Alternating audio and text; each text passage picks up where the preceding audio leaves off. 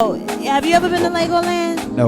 Okay, you gotta take nephew. Yeah. It Some was Crocs. It was. I mean, the kids are like on a high all day long. Them kids some goons, man. There's They some was goon wild. little kids out here in these streets. You know what I mean? They was wild. But our squad had their own. You know, shout out to Dallas, Braxton, and Cohen. You know what I mean? We took the kids to Legoland on our anniversary. It was different, but I enjoyed it. You know, look, me and Ken, we're beat. Got a new baby. We've done so much. And normally what we usually do is like go out the country, but right now I'm just a little scared to fly.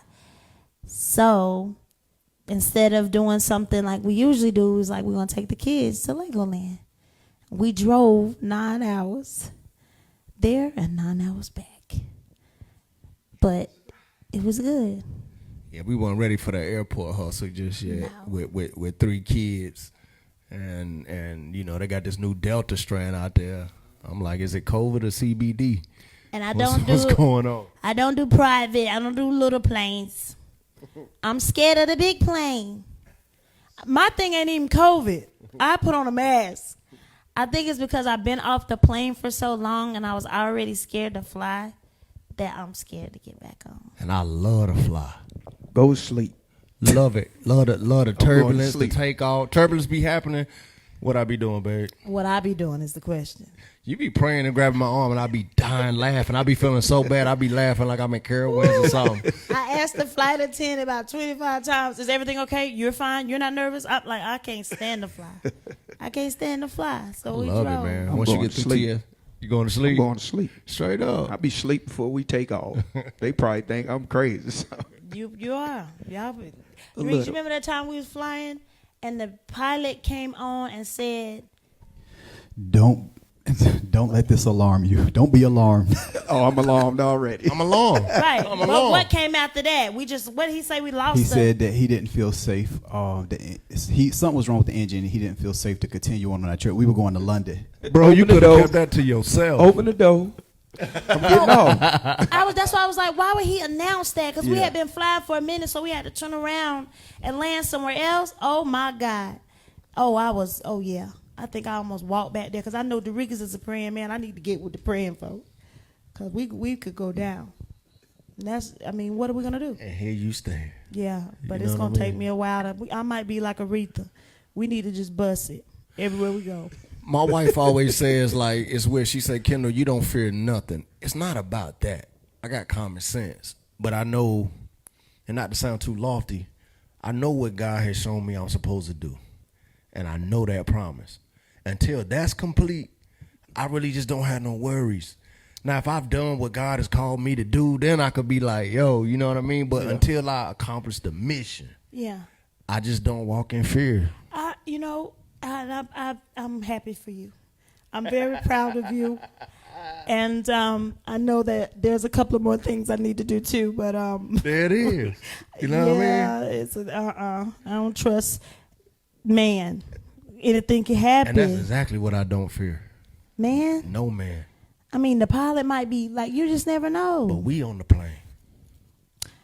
Look, we gonna pray about it, fast about it. I get on the plane soon. Got some big things coming up. But if we can bust it, I say we bust it. That's so fun. It just don't work with the schedule though, you know, time. Anyway, Yeah. you know what I mean? Oh, boom. So last week we were in a pickle, and there was something that had been placed on my heart for me and my wife to do as we enter into 7 years. The one thing that we don't take for granted is that marriage is a decision every single day. Yeah. My wife could wake up tomorrow. We could have a phenomenal Taylor talk tonight. Be in love, kissy, feely, touchy. And the next morning she could wake up and say, you know what? I'm done. I feel like there's something else. I feel like whatever the case may be. I'm just saying. It's a decision. Because there's a lot of people waking up every day saying, today is a day I quit. With that being said, we're not naive that just as well as we are covered and appointed by God, we're also tested and confronted heavily with a lot of opposition. But one of the things that we have to get a grasp on to move into this next level is the things that we can control. And that's things that we have done to each other, said to each other. And so long story short, God had given me a vision of a forgiveness ceremony. And I remember when I went to my wife, I said, babe, you probably gonna think this is corny. I said, but I gotta tell you the way I'm seeing it. When I broke it down to her and explained it to her, she was like, yo, that's dope, I'm with it. And we were getting ready to kind of incorporate it into our Taylor talk. And I made a decision. I was like, no. I said, because everything's not to be sensationalized. Everything is not to be publicized. Some things have to be sacred. You give a lot of your life and our family to the world and show different things, but there's certain things that feed and fuel us that we have to keep sacred. And so that's why and we also didn't want to delay it. Looking at the schedule that we had going on last week, we had to do something for us to make sure we were ready to springboard into the promise of perfection and completion that number 7 represents. And that's what we meant. And what was funny, and Derikas, you'll tap on this, we was like, pray for us as we be obedient. Everybody missed the as we be obedient. And they were like, pray for, oh God. My phone started going like off the chain because people was like, y'all all right? And I was like, yeah, y'all all right? And Derikas said something that was really funny. You know what, our people, anytime, I don't care where you are, if you call anybody, and don't believe me, like, you just call anybody, your loved ones, and be like, can you pray for me? Pray for me. And they automatically go into a panic. So, you know, most people, you know, they relate pray for me to bad stuff. That is something going on. Because I was reading the comments when it said pray for me, and everybody was like, oh God, I'm praying right now in the name of Jesus, Listen. That tripped us out too. I told Ken, I was like, Lord, Ken, maybe you shouldn't have said that. But then it got me to thinking. I was like, And I want you to tell me about when you called your mom, right? It got me thinking, when you have a consistent prayer life, a consistent life of fasting, you don't always assume prayer should be attached to something negative or dark. But when you only pray when something bad happens, when you only seek God when you in a jam or you at rock bottom, your association of prayer will be to your common denominator of spirituality, and it's negative.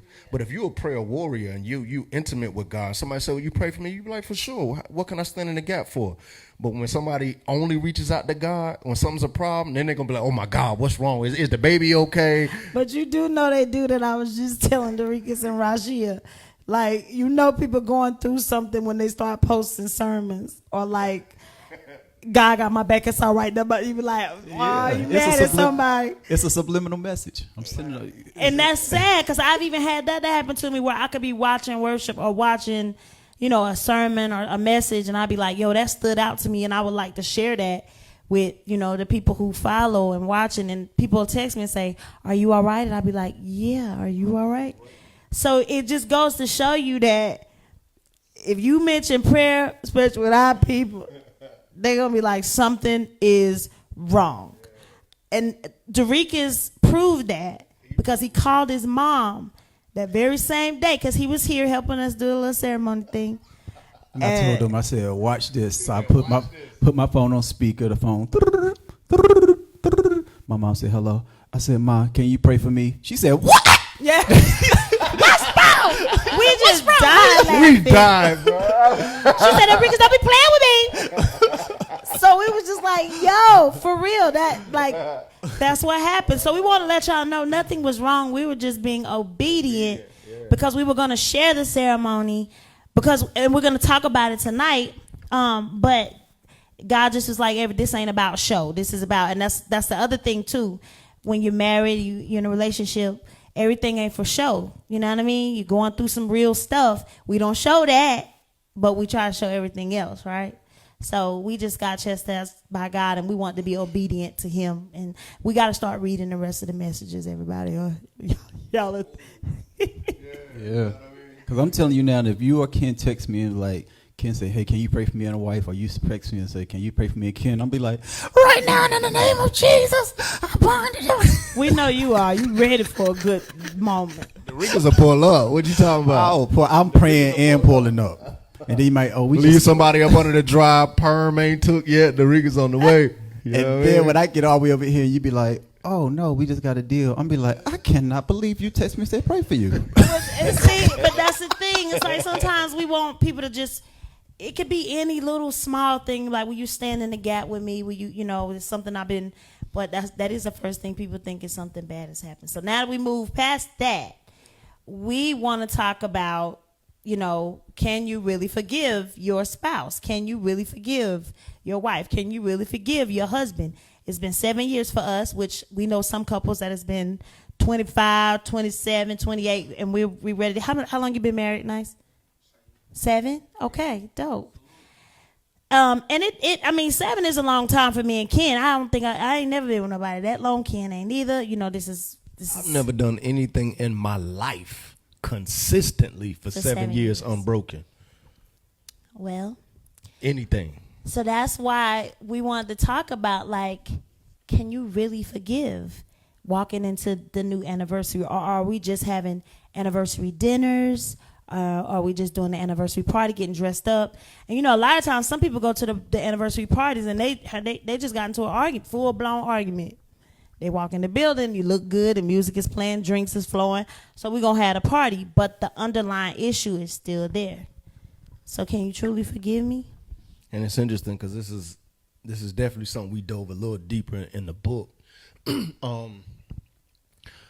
First, understanding what forgiveness means, because we do it so frivolously and we do it so surface level, and without any real deep regard, that it becomes something normal and common, when forgiveness is not a common thing. Because number one, you shouldn't be causing offense just recklessly, but at the same time, forgiveness is a gift and it's also a killer.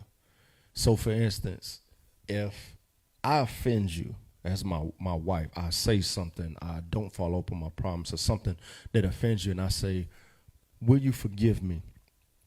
What I'm not asking you to blow past it. I'm not asking you to just minimize what happened, but what I'm asking you to do is to extend me an emotional and love token that will grant me the opportunity to not only not do that again, but to be mindful of the ripple effect that it caused when I did or said whatever. Too often we take forgiveness as a hall pass, where, okay, you forgave me, so now it never happened, because we don't forget anything. But what you're doing is you're giving me an opportunity to man up and to walk in a manner that completely stands in opposition of that act or that deed or that comment that I made. But all too often it happens where somebody asks for forgiveness, but they don't understand the responsibility that's coming with that. It's like, you forgave me, okay, boom, I'm off the hook, and you're bound to repeat that again, because you don't understand the weight of the token that was given to you. And so it's a gift, and it also comes with great responsibility. You know what I mean? And so I think a good way to kick this thing off is, why does anybody in this room feel like it's so hard for us to forgive people when they wronged us?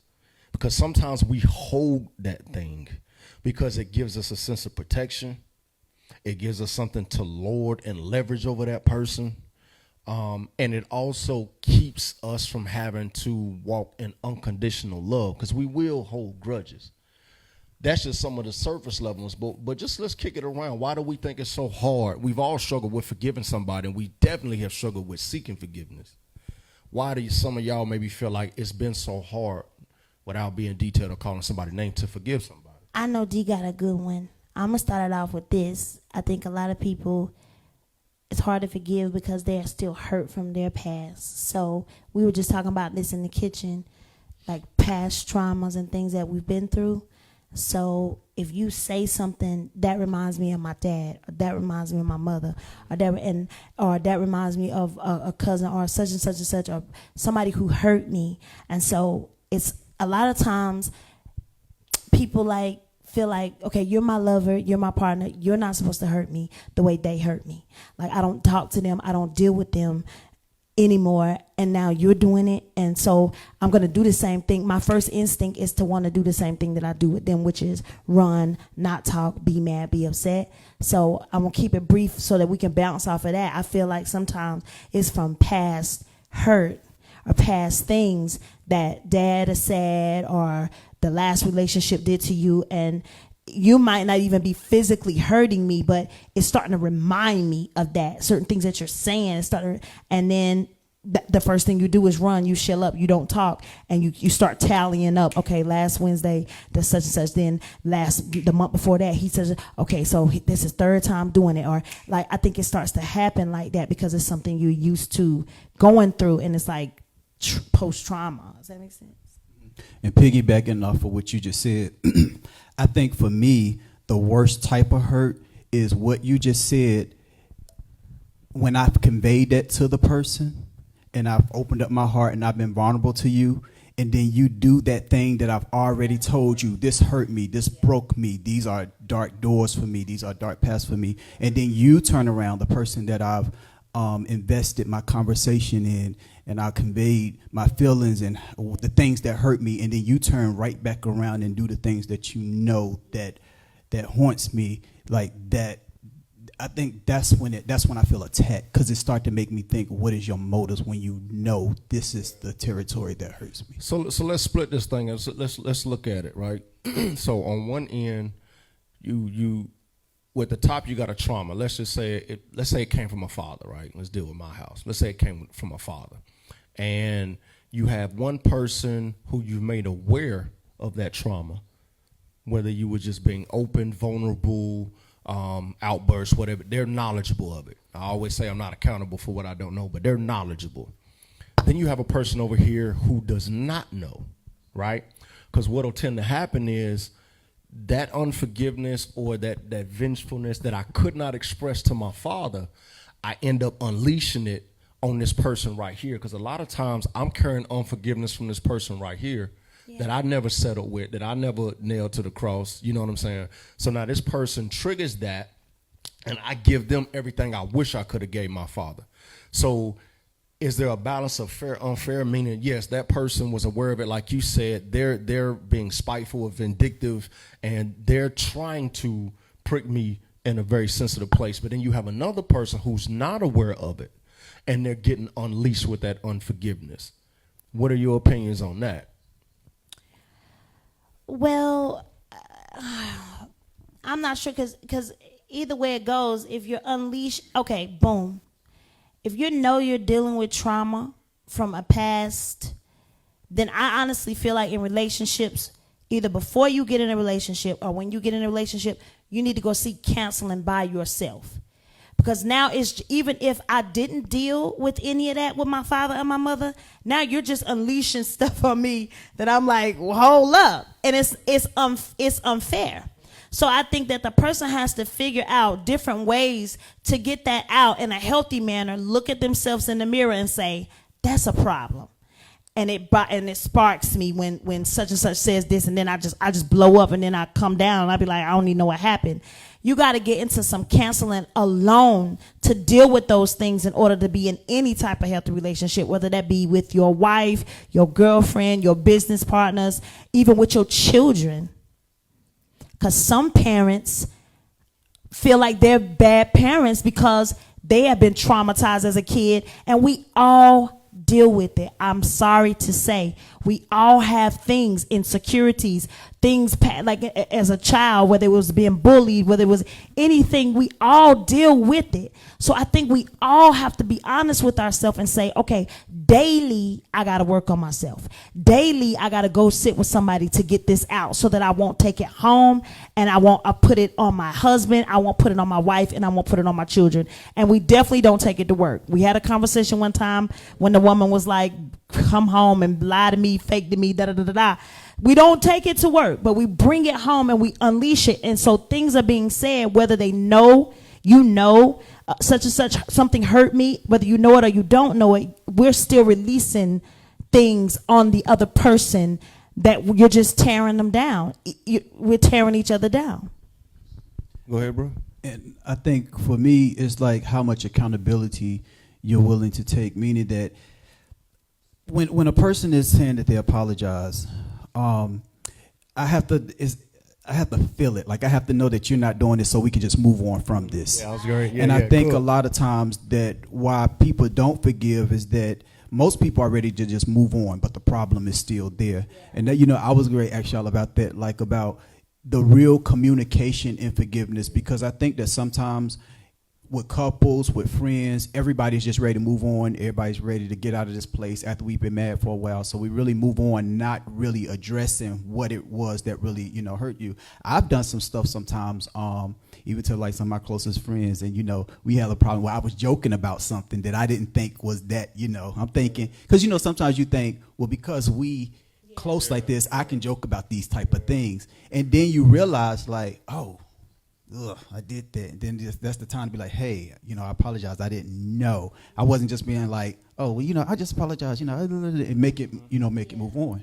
You know? I think that's a big piece of it is the manner in which you humble yourself to seek the apology. If you know that you have struck a chord with someone in a negative way, it is not sufficient enough to say, yo, I didn't know, my bad, it'll never happen again. And the last thing you want to do is project it on another person. Let me give you an example. In my marriage with me and my wife, what might offend me might not offend her. Something I could say to her could destroy her day or her week. And for me, I'd be like, yo, I wouldn't care if you said that to me. So I think it begins with understanding if that person is hurt, if that person is offended, deal with it right there. Because I know I have failed many times in this marriage because I had done something to my queen that I felt like, well, yo, like, that's nothing. Like, you could say that or do that to me all day long.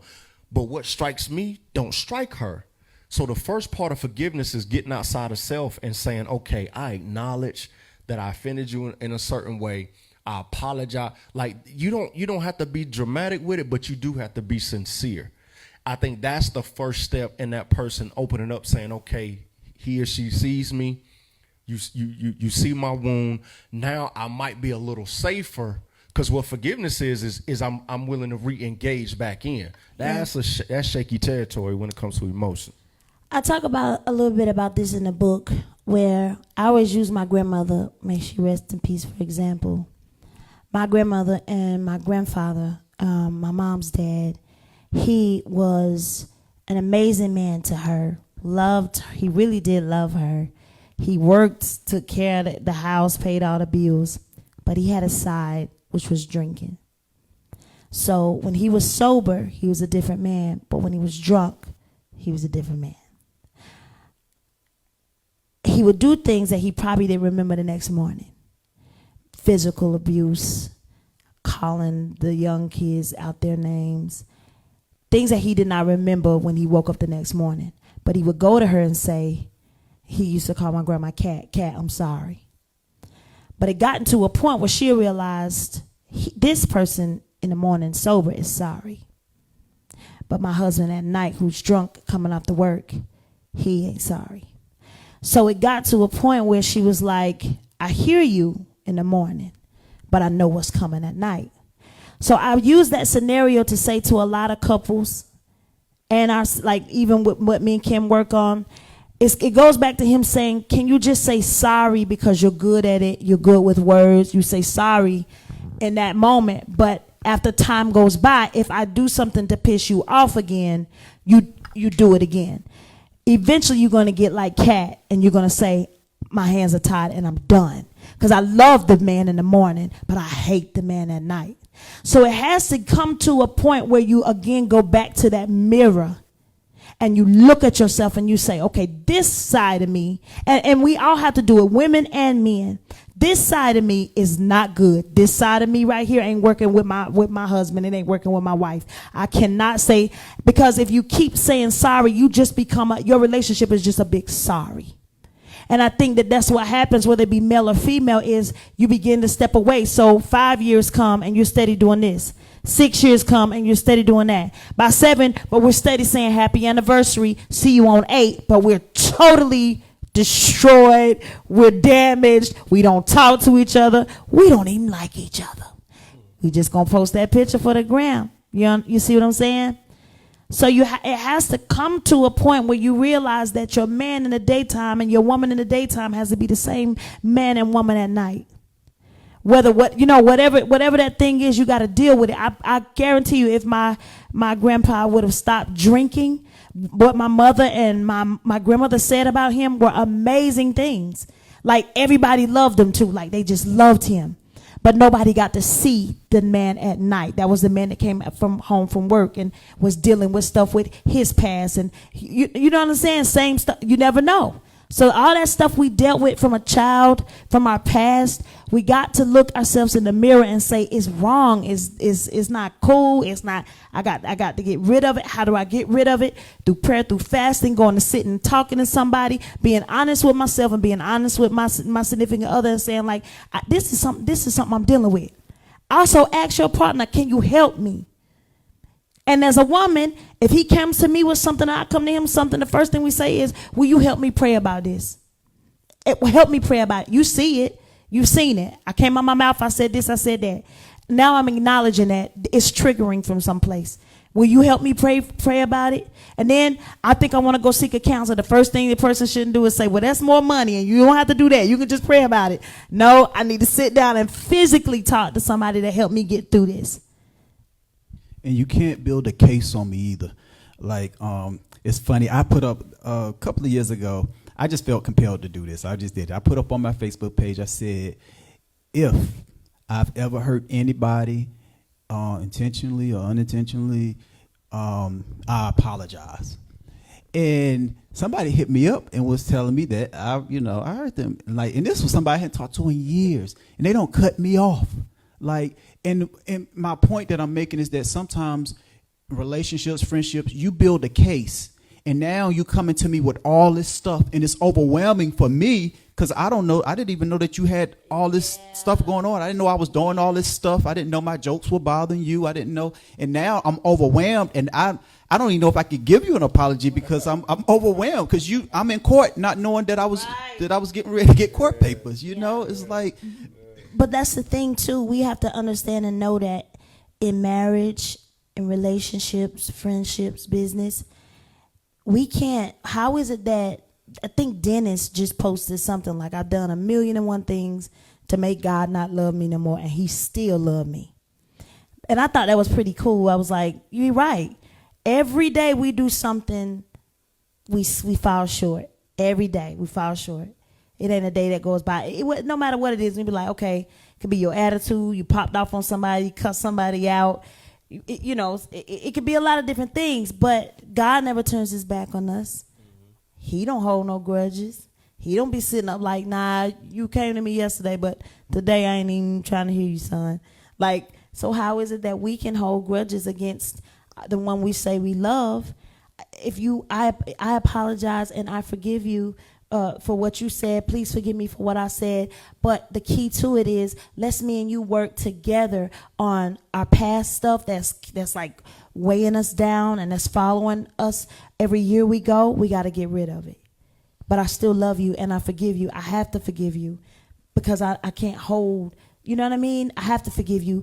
Just like I have to forgive my father, like I have to forgive my mother, like I have to forgive my brother. Like if you don't start to forgive the past stuff, then every relationship you go in, whether you don't make it with that husband and you get a divorce, you're gonna end up divorced again, because we're carrying all this baggage of our past hurt and not forgiving the people who hurt us. So. No, I totally agree. It's so much got hit in that. Like, first and foremost, when we put the post up, can you truly forgive me? Curiosity, loyal listeners tune in. But what we were trying to get at is we have to start approaching forgiveness at a more deeper level. It can't continue to be surface level because we're all carrying these traumas. We're carrying these hurts. We're carrying these misunderstandings. We're carrying this unforgiveness. I'm of the belief that when Christ came, you know what I'm saying, he was able to raise Lazarus from the dead, allow the blind man to see, heal the woman with the issue of blood, cast spirits out of bodies. What did he say? Your sins are forgiven. Go forth and sin no more.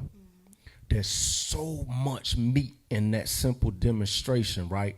Because I'm of the belief that if you can heal the sick, heal the blind, raise the dead, from forgiveness of sins, then unforgiveness, I do believe, can have you walking in blindness. It can have you sick in your body. Unforgiveness can have you torment with spirits. Light and darkness is upside down. So I have to study the word and say, okay, if him issuing forgiveness can heal, restore sight, raise from the dead, then unforgiveness, the flip side, again, can cause sickness in my body, allow me to miss things and opportunities and truths that are in front of my face because unforgiveness has clouded my perspective. That's why we have to understand what the full dynamic of forgiveness is supposed to be, that it's more than just, I'm sorry, I'm going to try not to do it again, so that we can ask for it with integrity and sincerity, so that we can give it and extend it in truth and spirit as well. Because what happens, like you said, the past, check this out. You're having an argument about your heels. I'm going to pick on them because they look amazing. You know what I'm saying? We know that that's not an argument, right? You know what I'm saying? That's just too tough, right? But we start arguing about the heels. Somehow or another, Keziah gets in it. DJ Nice gets in it. Dorikas gets in it. The microphones and the light gets in it. Now you forgot what you was even arguing about because there's so much unforgiveness in your life that you can't handle the misunderstanding, the simple disagreement. Now becomes a blown up fight because all this unpacked stuff starts to get loaded into a conversation where it's not supposed to be there, because that sin and that darkness and that unforgiveness is looking for any kind of crack or crevice where it could come in, even if it hadn't been invited. So unforgiveness was important for us because we want to be able to, bro, how many times we used to hit you up for some of this dumbest stuff? And used to be like, I can't believe y'all even arguing about that. Because that was never important. It was things that I hadn't forgiven her for, she hadn't forgiven me for. So we had to get to a point like, let's do a ceremony, let's burn this stuff. Let's burn it up. So that when we come to the threshold of a simple misunderstanding, it can remain a misunderstanding. And to be honest with you, even our burn up ain't something that happened yesterday or last week. It was stuff that happened like in our past 6 years that we still were holding on to. And even before we met. It pretty much. And we was just like, yo, have you truly you truly let that go? You truly, when I said such, and it's like, nah, we ain't been letting that go.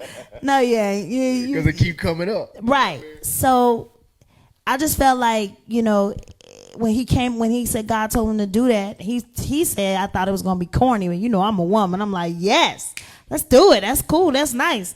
We ordered the little things that we're going to kind of show tonight just to demonstrate what we did, just to see if there's anybody else out there who feels like they need to really, truly forgive in order to move forward. I was saying that I was thinking while you were talking, like it's been, 17 years, 18 years, 17 years. 17 years since I've, been singing, I've been singing since I was 5, but been in the industry. And a lot of people have come and gone in my life. And I'm pretty sure some of the faithful people who have been riding with me for so long, I'm pretty sure they wonder, well, where is such and such? Because I don't ever talk about it. I don't post it. I don't talk about it. I don't do interviews about it. But I will tell you what I have done. I have forgiven every last person that has hurt me. I didn't call them. I didn't say, hey, I want you to know this is what you da-da-da-da-da. I've forgiven them. I forgive them so that I can move on in business healthy and with my husband healthy and with my children healthy. Now, I have had some that will hit me up and say, where you been? Things like something changed. Where you been? I'm like, well, things have changed. And the thing that get me is when they say, you right, everybody is right. You have changed. Yes, aren't we all supposed to change? No, what's happening is I'm not fooling with you because you're still holding stuff in the past. You're still that same girl when I was back in High Point, North Carolina. You're still mad about everything. Haven't you realized, haven't you picked up my energy and realized that I'm not mad? I've just moved on. So my thing is, if you haven't seen them, I don't talk about it, but I forgive them. And I wish them nothing but the best, but I had to forgive them in order for me to have a healthy business and healthy relationships and be in a healthy marriage. So I'm sitting pretty. We don't talk. We don't speak. I don't have to call you and tell you I'm mad at you. But even if you don't know what you did, you see my silence and I disappeared. But I forgive you and I moved on. And if I ever see any of them again, we can still speak and break bread. And even, when you truly walk in forgiveness, number one, I have to. We have to. Because like you say, we all fall short. And there's a parable that Christ breaks down where dude, make it real quick, dude owed dude $10 and he was going to throw him in jail. I'm paraphrasing. He was going to throw him in jail. Dude started complaining, crying, don't take me to jail. He said, okay, I'm going to forgive you.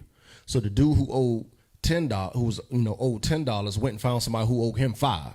He beat him down in the street. He embarrassed him, so on and so forth. So the first dude came back and said, yo, I forgave you for 10. You couldn't forgive him for 5? No, I'm going to give you the business like I should have gave you the first time. I'm so paraphrasing in the hood way.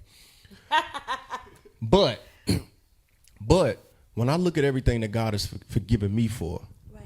When I look at all the grace and mercy that I'm surfing on right now, right. When I look at the fact that he has given me a new name, he has allowed me to walk free where I got one of my best friends sitting there still doing prison time. He will have done 27 years before he comes home.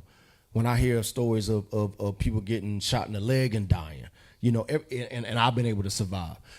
How am I going to hold a grudge over some of the most simplistic things and then go to my Father in spirit and truth and prayer and say, God bless me, give me wisdom?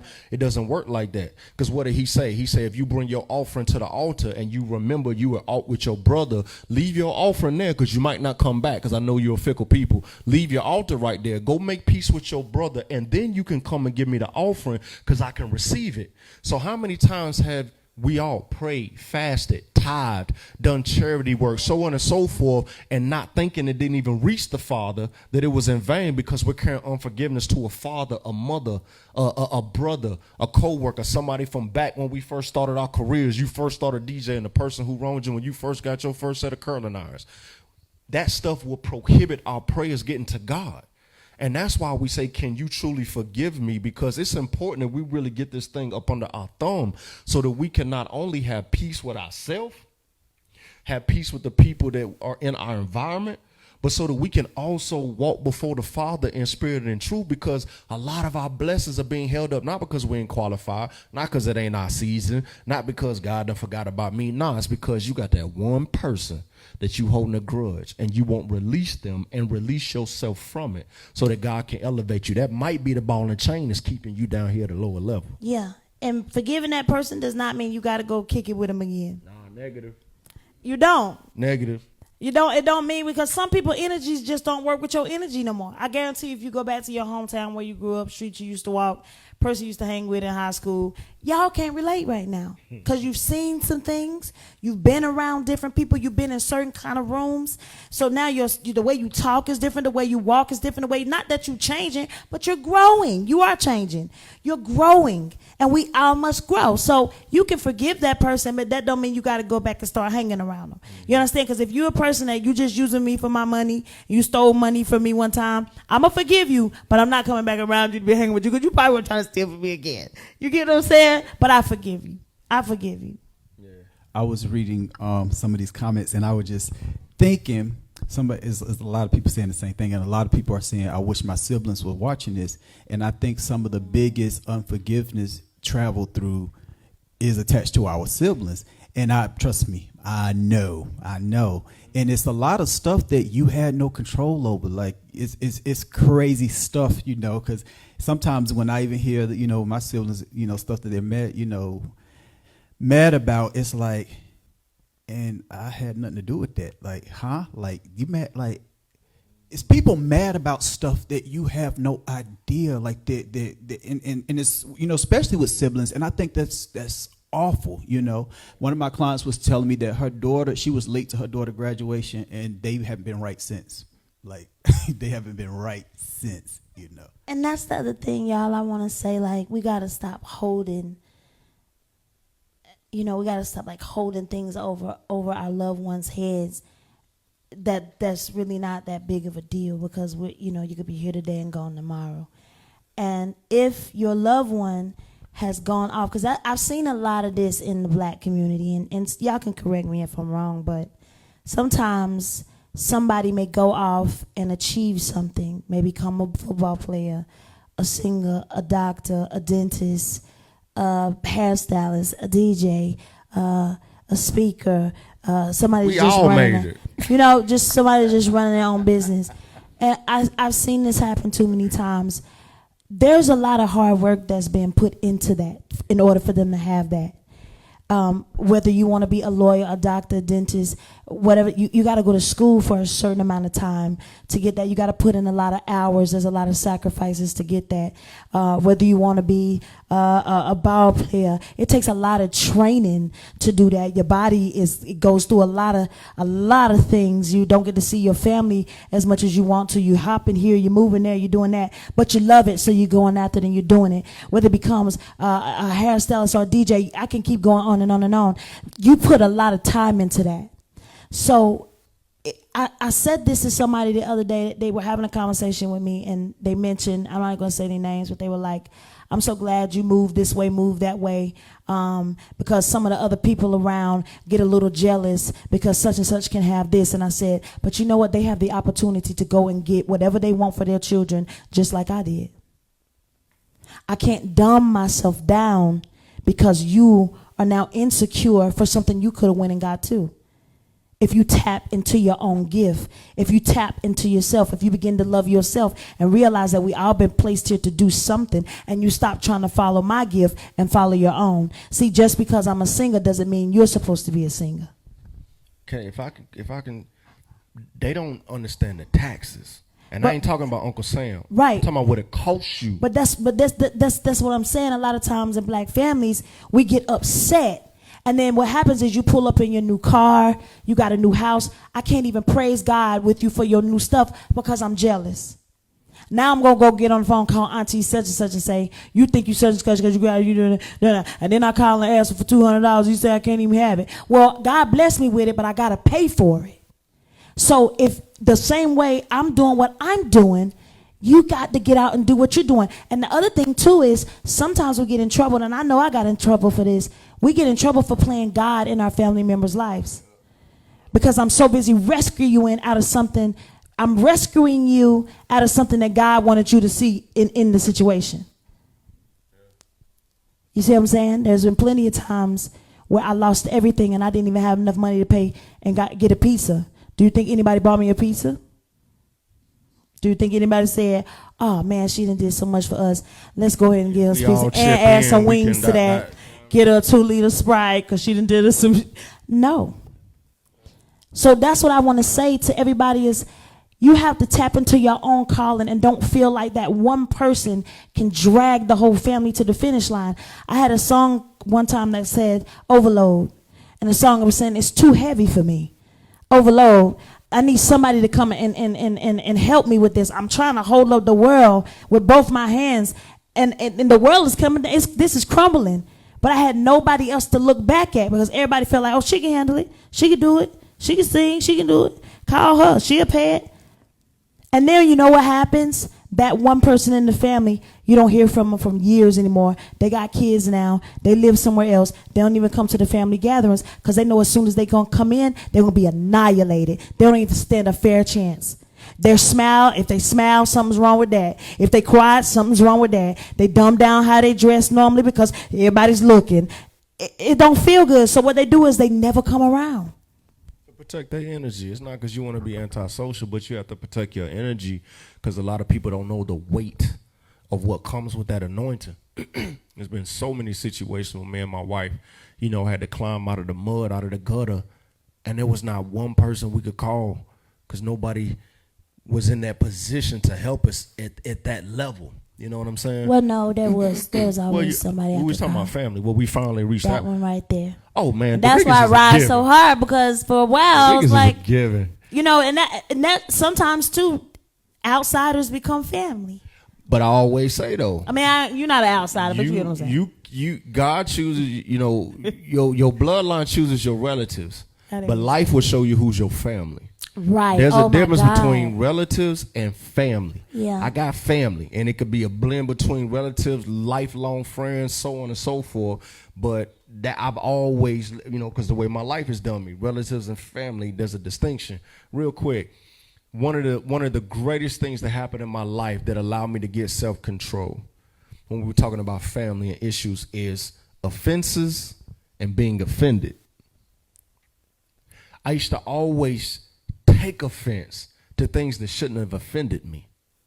Your opinion When you give me your opinion, I have a moment to choose if I'm going to let that offend me. You may say, Kendall, you dumb, you're a coward, I think you're a fraud, I think ... Okay. You know what, bro, that's your opinion. Salute. I could take offense, I could react, and I can meet you at that same level of consciousness that you're playing at. One part of maturity is realizing whether it's in your comments or whether it's amongst your family. You have the power, you have the authority to choose and determine where you're going to take offense. Then what you start to see is not everything can offend you, because a lot of grudges and things that we carry as family, so on and so forth, is number one, an expectation you placed on somebody else. People being mad at you for stuff you didn't even know. They had an expectation that you didn't meet, that you weren't aware of. Boom. And another thing is not allowing people to be who they are. The art of allowance. I am that which I am. I allow you to be that which you are. We got certain people in our life that when we talk about it, we like, you know what? That's just how she gonna be. Mm-hmm. That's just how he gonna be. Therefore, he can't offend me. I know how he rock. But if I'm sensitive to you know, and I'm tender all the time, then I'm gonna be tossed to and fro based on anything anybody does, because I'm always taking offense. That's why they say I took offense to that, because you had to reach and take offense. I don't have to take offense. Can That's I my bounce choice. off of that? Please play. Just like how you just said, we look at people and we be like, that's just such and such. That's how they rock. That's why we got to look in the mirror at ourselves to realize who we are. Because we can quickly look at everybody else, but we tend to like overlook us. So when you look in the mirror at yourself, then the little comments and certain things don't bother you, because you know who you are. Just like you can see everybody else. So I think the number one thing is, the important thing is realizing who you are. When you realize who you are, then it can work in a marriage, with family, and business, because you realize who everybody else is. Now I need to realize who I am. Therefore, little certain things don't bother me, because I know who I am. I know I'm not a fraud. I know I'm not a... So that didn't even touch my... It didn't even like... Right? And I feel like when you know who you are, then that is when you can truly forgive, because you won't carry your past. You won't allow certain things to hurt you that's being said. And now we can be healthy. We still going to have some ups and downs. I'm still going to learn you. The older we get, we will change. But you know what? I'm ready to move forward. It's been 7. Let's go another 7. And now I realize what I won't do in this new 7, because I've seen it in the last, and I'm not taking it to the new. Do you guys feel like the freedom that kids have now has a lot of impact on learning how to forgive? And what I mean by that, I would just listen to everything y'all was saying. My mother was my first example of forgiving, because my mother and we because I was the oldest, I was raised a little different from my brother and my sister, but I was the one that my mother was like whoop me and then still make me have to act like everything was okay. So I learned, and that's when I learned how to forgive real quick. You know, my mother was like, she was the type that would like tell you to come here, jack you up, and then you walk away. She'd be like, oh, I know you ain't calling yourself being mad, and you had to go back into your normal self. So I would just listen to y'all. Like, my mother taught me, she didn't give me a lot of room not to forgive, because it was like, oh, she taught me how to snap back real quick. Yeah. So in life, I'm not a grudge holder, because my mom was the first person to chastise me to snap back. But now I feel like kids have more freedom. Like, you go in your room, y'all don't have to talk to each other. Like, we couldn't do that in our household. Like, my mother was like get a whooping and still have to play, turn right back around and play. You know what I'm saying? And so like now people are raising their kids with a lot more freedom. You don't have to talk to this person. You don't have to deal with this, you know. And so you grow up an adult with these same, habits. Yeah. Well, I'm gonna have to blame the law for a lot of stuff, because you can't just get whoopings no more. Stuff, yeah. You know what I mean? Because the children can call the police on you. Now that's just a trip. Then they come pick them up and beat them. Hey, beat you too. Right. But back then it was different for us. So I'm gonna have to say the law kind of jacked us up a little bit in that area. I don't know. It's a different generation right now, because Like if we try to throw on them what we dealt with, like show That's them what abuse, that's it's DSS. abuse, and they are anxiety, Yeah, man. have anxiety, and they want to kill themselves, and they want like that's the first thing kids pop off now. Like I just want to be dead. Now you remember back then when we said that, what your mom used to say? Let me help you. I kill you, and call the police and tell them I kill you. We used to be like, dang. Like, all right, I'm gonna wash these dishes then. I'll take you out. And then we were sharing rooms, sleeping together. So it was a very little window of forgiving and not forgiving because you mad. We still got to sleep together. We got to share a room together. So you had to forgive real quick. And now the freedom and wealth has allowed people to be really separated, and you can be mad and go on. I mean, look, I got a 20-year-old soon to be in August, and I'm starting to see a lot of things in her that I used to do to my mother. But it was a different time back then than it is now. And so all I can say is that's another thing we got. Like I just constantly go to God or go to my friends with kids or some of my friends who are patient in that moment when I'm not patient and I'm ready to pop. And just trying to figure out different ways to go about it other than how Mike Epps said it. I knocked her between that washer and dry. Sometimes I want to just knock her. But at the end of the day, I realized that I just got to sit and talk to her and hear her out because I did some of the same things when I was young, but it's just a little different now. Like I said, the law made it to where you can't knock your kids' teeth out and they go back to school and they're just missing a tooth. You going to jail. But that used to work for us, you remember? Hey, Ken showed me this video on YouTube where this daddy cut his little boy. Gave him a George Jefferson, and he said, "And you on Facebook Live?" He said, He said, "You want to talk back?" Listen, So I mean, but "You want to talk like you grown? I'm gonna give you a grown man haircut." I went to school with whelps on my legs, and the main line I heard the most was, "I brought you in this world, I'll take and you I'll out. take you out." That was I my go to mother school line. looking like a tiger. But it's changed. Times have changed, and all I can say is to the mothers, pray about it. Find you a nice, good bottle of red wine. Have your glass at night. Put the children to bed. Wake and up and get wake back up in and the do it game. again tomorrow. And I really do hope from this, because there's a lot. I can't see the comments. There's a lot of people on here saying, when we talking about the siblings, they like, yeah, my sister just added me and brought me in here. My brother just brought me in here. Like people are bringing people into the conversation. See, I now look now. Yeah, I really hope people leave here forgiving. Yeah, I hope it don't be like was another it really argument. that bad? Was it really, Because here's a double-edged sword, man. You may be bringing somebody on because you want us to help communicate something to them that maybe you haven't been able to find the right way or the door's been closed, but it's a two-way street. You also may have to ask forgiveness for holding a grudge. You know what I mean? That thing can't live on its own. That's the power of forgiveness. It will diminish everything. So whether one person hasn't asked forgiveness, the other person could also be holding a grudge as well. So if forgiveness is extended, you also be willing to let that weight go as well. Otherwise, now you're keeping it alive. You understand? Right. And also, I'm going to say this again. You got to be willing to forgive them on your own. Because I don't care how many times you add them in. If they mad, this could even make them madder. Because they feel like you picking at them and you think you're right. So sometimes you just have to forgive them. If you know for a fact you did something, even if you don't feel like you did something, shoot out your message, your text, your email, ask them for forgiveness and move on and allow God to work things out. Because sometimes it can get messy and they feel like, oh, you think you right, or you gonna bring me on, and then they'll get mad at us. I don't care what she said. You know what I mean? Like sometimes you just have to forgive. Like I told y'all, a lot of people in my life that you do not see, you don't know what happened. And I'm not here to tell you what happened. Just know that I forgave them and I moved on. And please forgive. Like my wife said, if they're not willing to extend or receive the olive branch, you have to forgive them. But please, we hope if nothing else, we just help, just shed light on that there's more dimensions to forgiveness.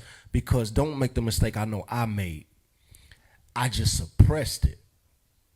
I didn't allow myself to go through the emotional chambers to be able to forgive within myself, to say, you know what, I forgive my father. Okay, you know what, I forgive that joker who did that to me. I forgive. What I did is I suppressed it. I suppressed it. So I literally didn't feel nothing when I was in the company of these people. I didn't think about it.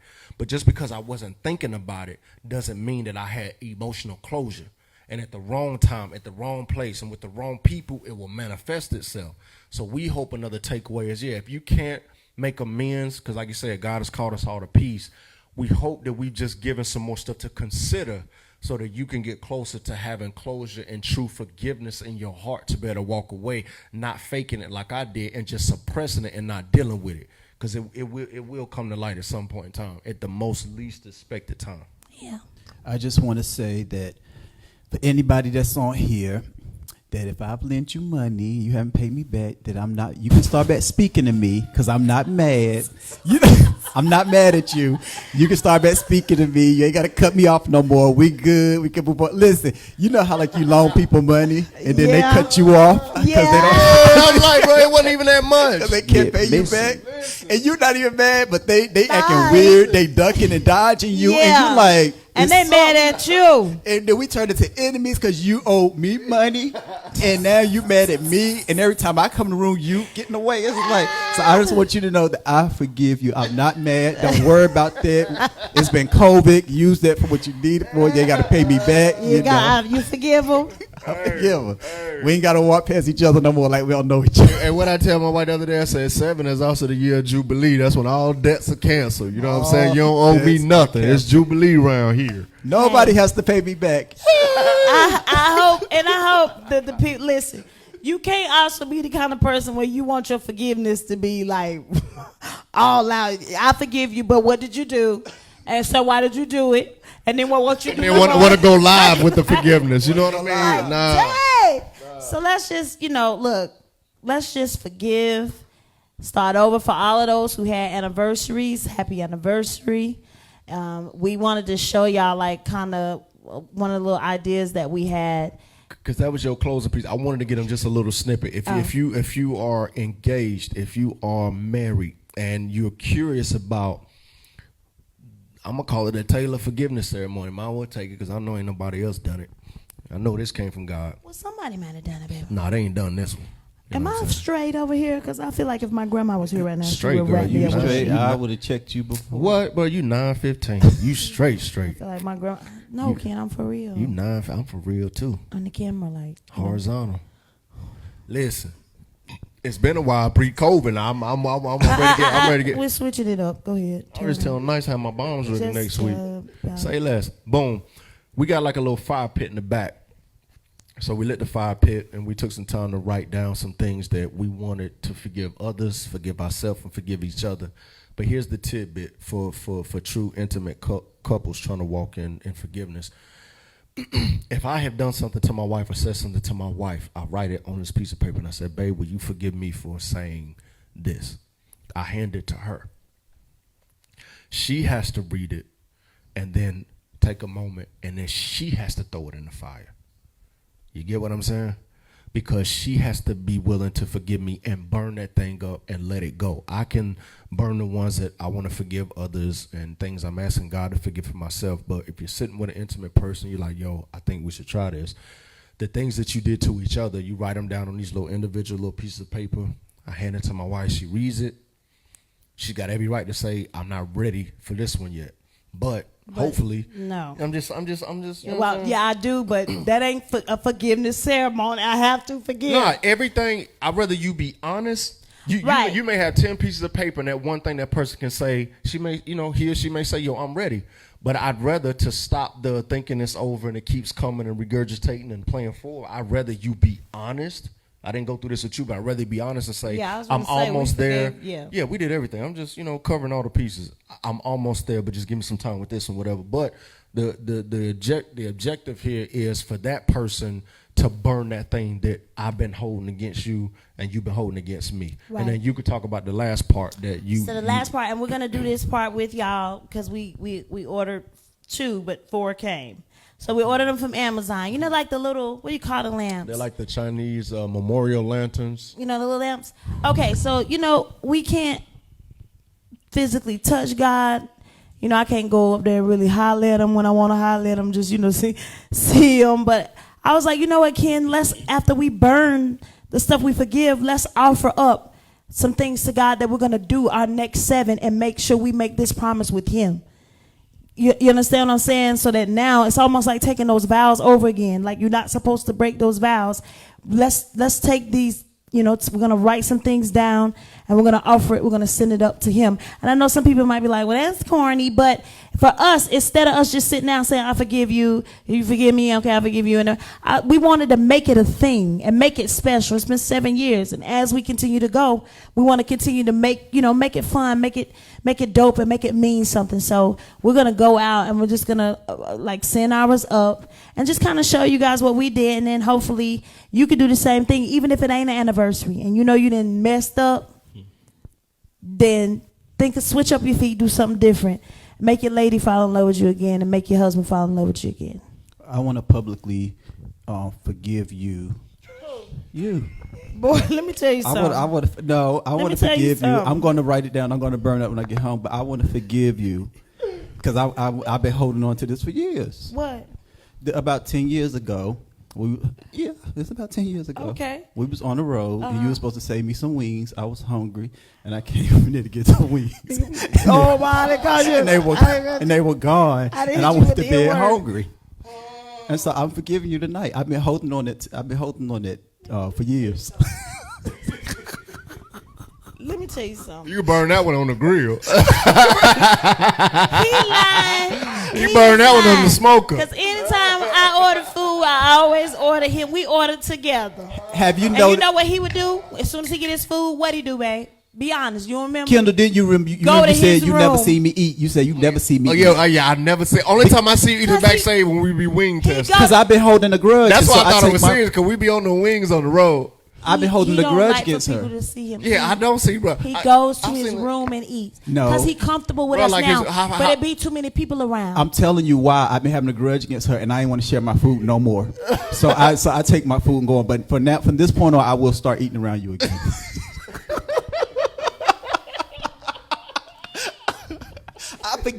I forgive you. I'm unleashing myself. And I forgive you too. And I forgive you too, Dorikas.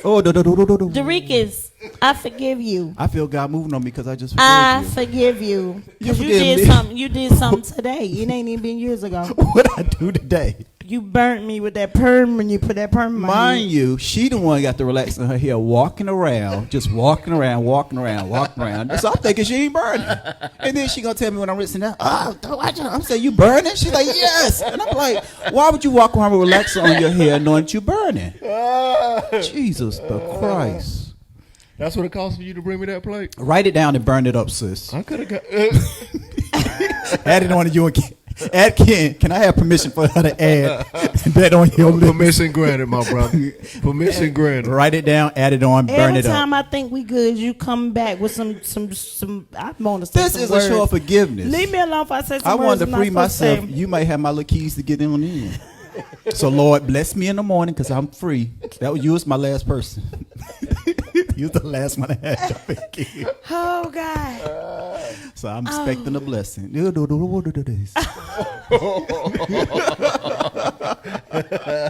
So when we burn this up at, let's go.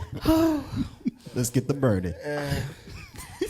Don't call me tomorrow because every time you get on here, you stunt when it come to me, and you be being mean to me, and I'm nice to you. Kendall just said this. You gotta if somebody offer forgiveness, you got to let the grudge go. Yes, what are you know doing? I used to share all my wings with you, so you lied first of all. See, that's your problem. You got a lying spirit. You can't. Don't forgive him. This, if you know what? I ain't forgive you. If y'all I'll buy take it money back. from him, he really did not forgive you. Disregard that forgiveness. I'm back. You know, I'm still pissed, and I'm even more pissed. Disregard that forgiveness. Everybody, disregard that. I didn't forgive her. Kendall, thank you, but I'm not going to write that down. That did it. Come on, let's do it. So nice. So this is what we want to do. Do we pray? You go ahead and pray it out, and then we're going to let Nice. Yeah. Nice give us something real nice. We're going to go right here, and we're going to let it up. But they'll still be able to hear you, right? But they just won't be able to hear us, right? Even if it's not on the jack end, they'll still be able to. Well, he's gonna take one of the cameras. We're not taking the microphones. You just take the Right, camera. that's why we're just gonna take the camera. We're gonna light it up. We already went over this, and now you want to act like you don't know what we're doing. Hey, We don't nice. want them to hear us. We want them to hear. Yeah, it'll be raw like before Nice Oh, came in here no and gave us music. life. Father, we want to thank you for forgiveness before we lose it. But serious, Father, we just thank you for the gift of forgiveness. Your word continues to reiterate and reinforce and remind us that forgiveness is what everything was about, from Adam to Revelation. It was the importance and the gift of forgiveness and its power, how it could give life, restore nations, build families, and also is the door into our salvation. So let us not withhold from anybody else the very key that we are trying to use to access everlasting life. Show us how to forgive when we are walking in our ignorance, and give us a heart to seek forgiveness for those that we wrong. Let your Holy Spirit be courageous and a guide to us so that we can put all this stuff to rest and love each other in spirit and in truth. We give you all the glory and all the praise that is due to you, Father. In Yeshua's name we pray. Amen. Amen. And people stop texting me talking about, you forgive me, I didn't do nothing to you. Come out here, fool. Oh, Lord, I didn't mean to call you. Oh, see there? See, You're adding up. It's adding up. Because you pushing my button. Oh, I didn't forgive you. That really pissed me off on this mic.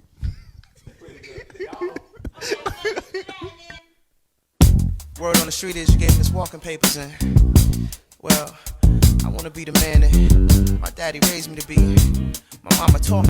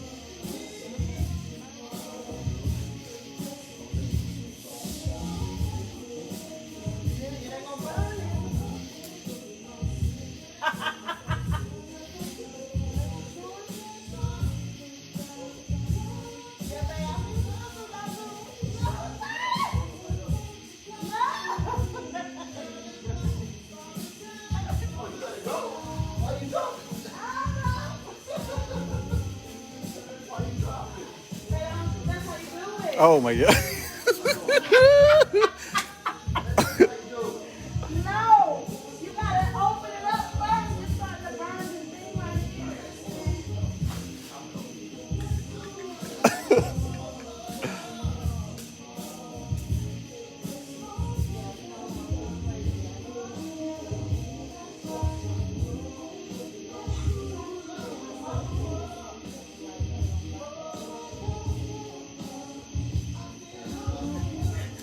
I think we're gonna light ourselves on fire.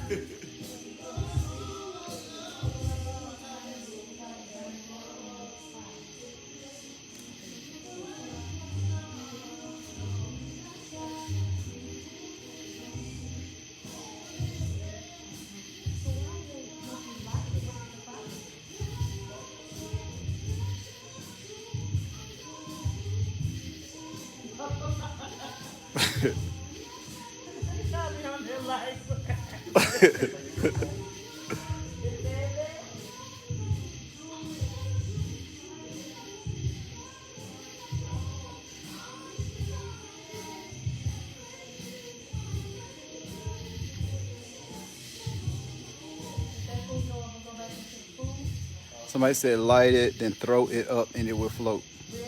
Light it, throw it up. You think they lying? I don't know. That's what people are saying. They say light it, throw it up, and it will float. Everybody keeps saying throw it up.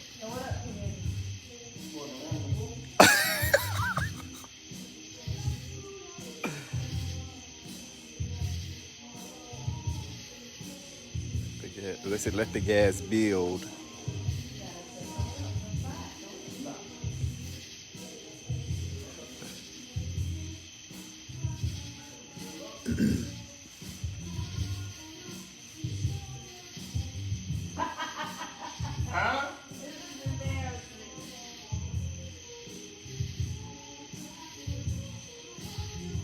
Somebody say those. They say those things don't really work for real.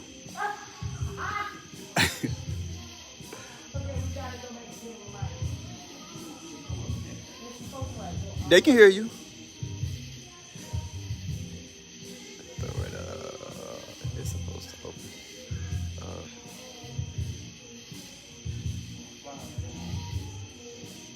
Oh, there it goes.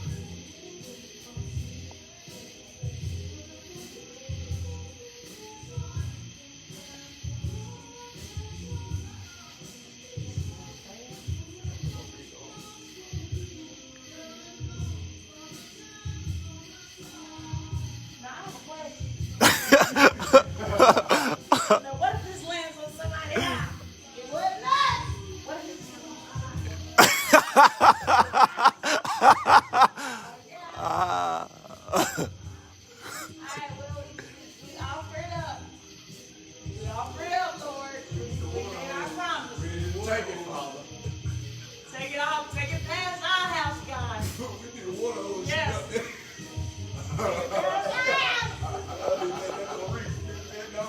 Lord, take my apology out of there.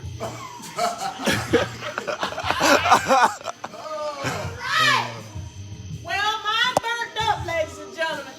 I was a little scared. Okay, I sure did. They was all in there. It's up in there. I just want y'all to know my apology is not in there. This is just Kendall's and hers. So I dropped mine because I refused to burn for this promise, Lord. But God say he'll listen at next 7. oh, baby, that's kind of sweet. They look like it's fizzing out. Zigzag. We did. Yeah, it should disintegrate and burn up. They'll hit him out. Charlotte, look out for this little y'all.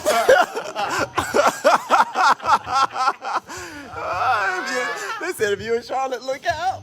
Well, I'm going to go ahead and apologize to whoever it landed on. I apologize. Forgive us. All right, let's do it. They said, please order me some wings so I can forgive you. I ain't working with you. We're just trying to think of something different, like we do, just, you know.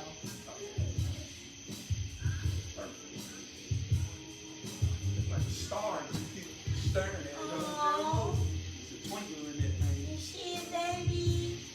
That dude was trying to say it looked like a little star. You know what I mean? That's you and me, mine. I ain't gonna say it like yeah, me, you, mine.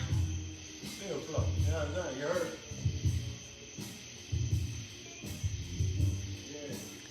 They told me we're going to watch the news tonight.